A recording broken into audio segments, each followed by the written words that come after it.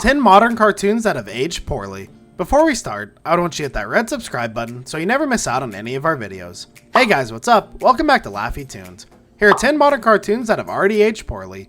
Number 10, fans ruined Rick and Morty. Upon first hitting the airwaves, Rick and Morty felt like a refreshing homage to sci-fi that quickly spawned a cult following. Unfortunately, much of that cult following has been an embarrassment to the show's own fans.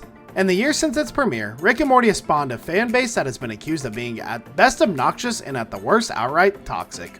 Writers like GQ Stuart McGurk admit to being ashamed of being part of the fandom that has protested for McDonald's not having enough tie-in to dipping sauces to the point that police were called.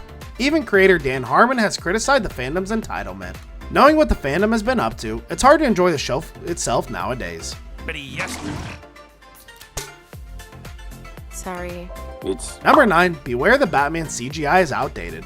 Before the hit even hit the airwaves, Beware the Batman was polarizing the audiences, either because of its unique look, unique interpretation of Alfred Pennyworth, or even the fact that Katana was Batman's sidekick instead of the more traditional Robin. But love it or hate it, the biggest selling point behind the show was the animation, which doesn't look great with modern eyes. The animation is not exactly bad per se, but 8 years after its release, it is more than apparent that the 2021 CGI animation has advanced long past how it looked in 2013. Some modern fans may struggle to look past the sheer look of the show. You're not the first to predict my end. Number 8, Adventure Time's influence works against itself.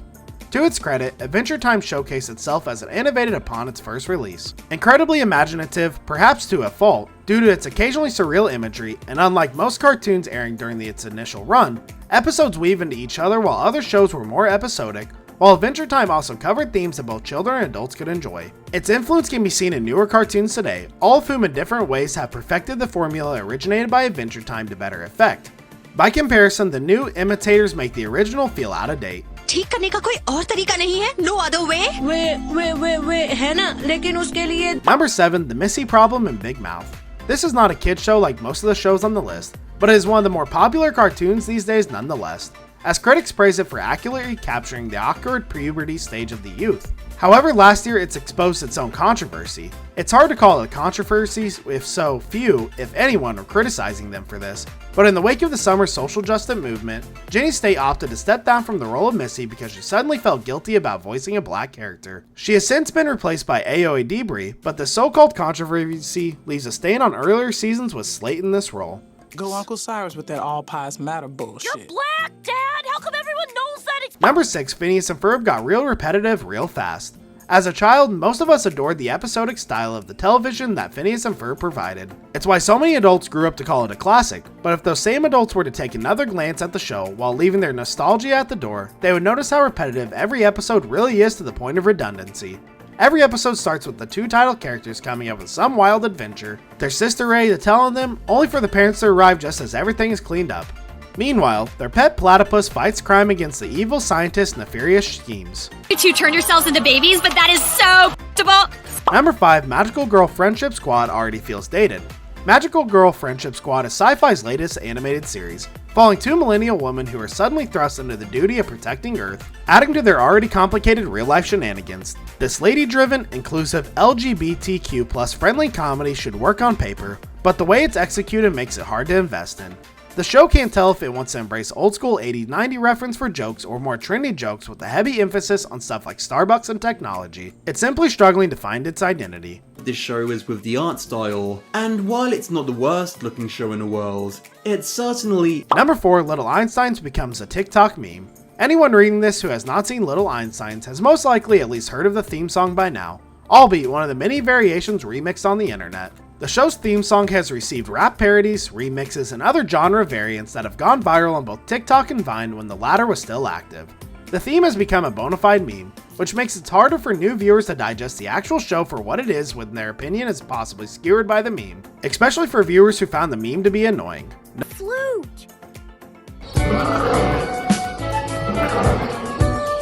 Number 3, our cartoon president covers a bygone political era. Political cartoons, and political parody shows in general, are always tricky to craft because the political climate is constantly changing to the point by the time the show takes a joke into production, it already feels dated. This is the case with our cartoon president, but beyond that, those who oppose the subject of the show may find it difficult to laugh at his antics nowadays. After all, the former president has been widely criticized and his antics aren't so funny anymore to millions of people. Oh, looking at me like I'm crazy. Number 2, Thundercats Roar was hated before its release. When Cartoon Network first released the trailer of Thundercats Roar, the latest reboot in the Thundercats franchise, it received immediate backlash from fans of the original 80s classics and even fans of the short-lived 2011 reboot. Keep in mind that these were all older fans who complained rather than the child audience the network intended the show for. They were all turned off by the kid-friendly tone and chibi art style, so much that it received overwhelming dislike on YouTube. By the time that it finally released, the network was incredibly quiet about promoting it, all because older fans refused to give it a chance. Number 1, Pickle and Peanut failed to live up to the hype. To say that Pickle and Peanut was eagerly anticipated worldwide may be a stretch, but it's not hard to imagine kids being excited to see this one. After all, the show received loads of promotional adverts alongside fan favorite Gravity Falls. Certainly, if Disney aimed for this to be a show for both kids and adults that could love, then Pickle and Peanut must be pretty great, right?